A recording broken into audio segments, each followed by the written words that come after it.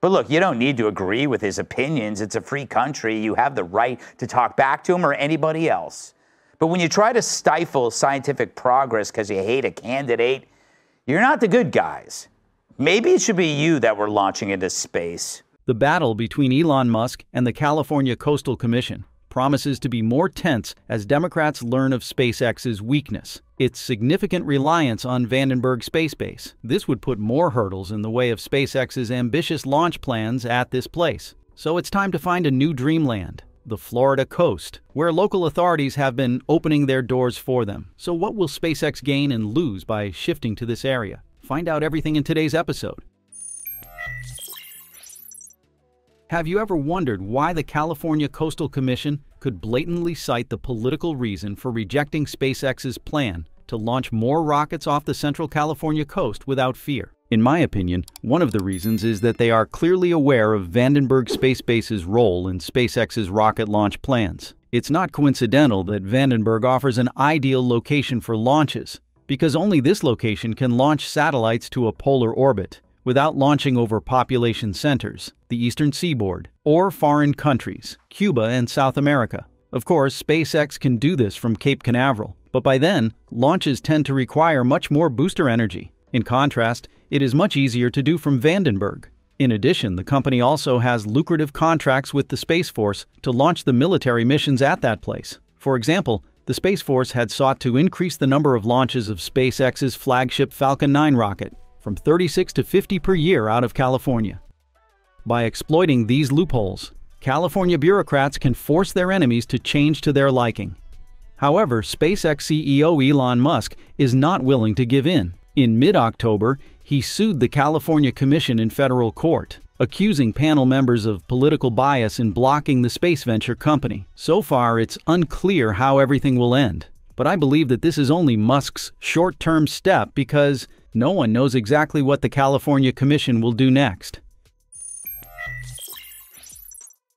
For that reason, it's important to have a contingency plan in place, meaning SpaceX can come up with adding Florida, the long-standing capital of U.S. rocket launches, to the list of ideal launch sites. Maybe you don't know that Elon Musk has had a strong rapport with the head of the state of Florida, Governor Ron DeSantis, in recent years, particularly as DeSantis announced his presidential candidacy in a special congressional election held June 14, 2022, in Texas.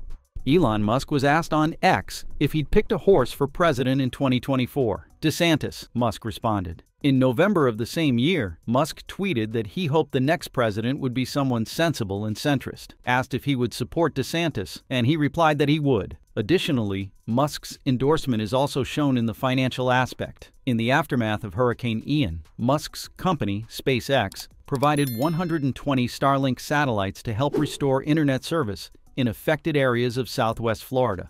DeSantis publicly acknowledged this partnership during a press conference, highlighting their collaborative efforts in disaster relief. We're working with Elon Musk, and he's got the Starlink satellite, so he's... Palm Beach County-based political analyst Brian Crowley, who covered Florida and national politics for more than 3 decades, shared his own opinion about this matter. There are 2 ways of looking at this relationship. One is that it's a purely political relationship, and the other is that it's a business relationship. Frankly, it might be a combination of both. Thanks to these positive moves of Elon Musk, Governor Ron DeSantis holds SpaceX and Musk in high regard, consistently creating favorable conditions for the company's growth in Florida, even introducing legislation to further boost SpaceX's strength in the state. The Florida legislature, under DeSantis's leadership, passed a bill that protects private spaceflight companies like SpaceX from lawsuits related to crew injuries or fatalities during flights. This legislative move is seen as a supportive gesture towards Musk's ventures in the state. On Musk's side,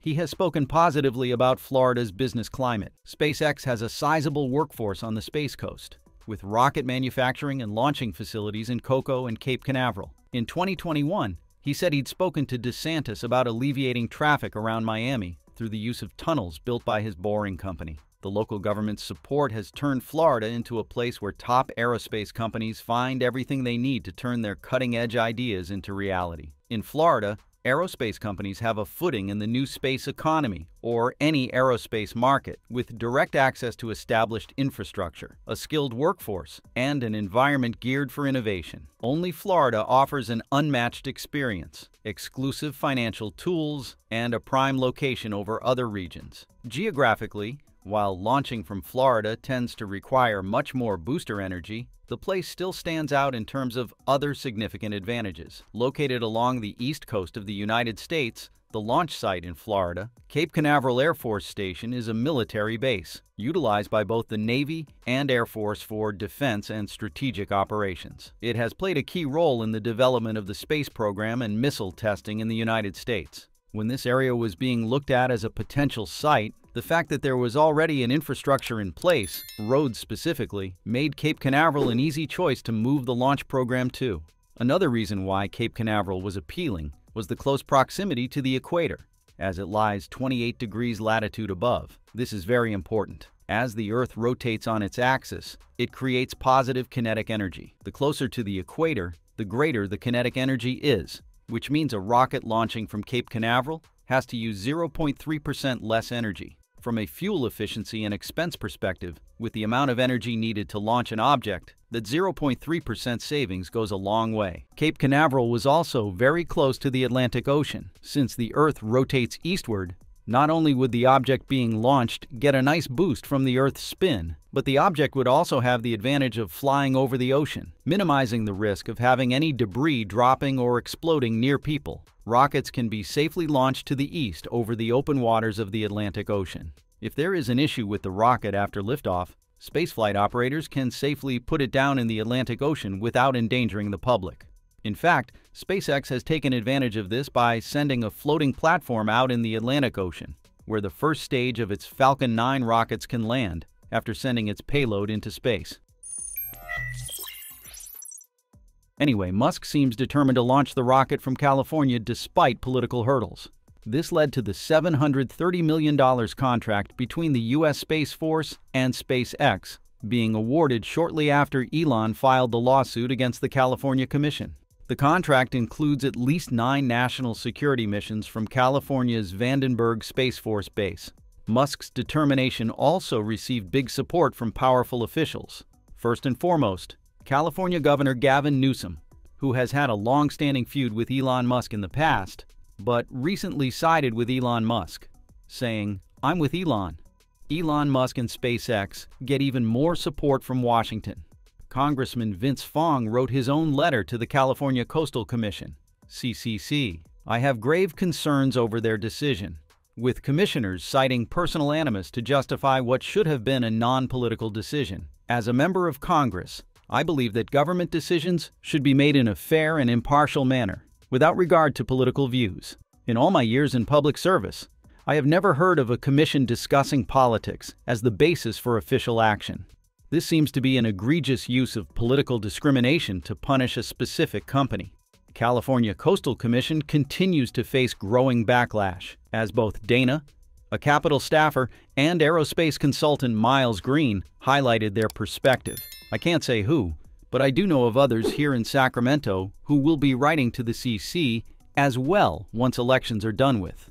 Dana said, "I know Newsom did it, but many don't want to be seen supporting Musk publicly, even if it is just for SpaceX launches, until after the election. It's why you haven't seen other Democrats go after the CCC decision yet, and so many Republicans who have. And remember here, it's because why some of the commissioners said no to the launches. They made it personal. You cannot make decisions on a personal level. That's why lawyers and lawmakers recuse themselves from things they have a personal stake in, or are related to somebody there, or something like that." Aerospace consultant Miles Green added, "With the lawsuit, SpaceX can bring this back around. And all they have to show is that the SpaceX launches have military value. Rejections under that sort of basis are common enough, so you just bolster your next application or request. That decision making it personal was highly unusual, though. You can't get personal on decisions like that, and they did." These arguments were used against the statements of 2 California commissioners about Elon. Elon Musk is hopping about the country, spewing and tweeting political falsehoods and attacking FEMA, while claiming his desire to help the hurricane victims with free Starlink access to the internet. said Commissioner Gretchen Newsom, who is not related to Governor Gavin Newsom. It appears that rather than prioritizing the welfare of SpaceX employees and the environment, the focus has been on profit maximization. And that just about wraps it up for today's episode. Thank you, and we look forward to seeing you next time.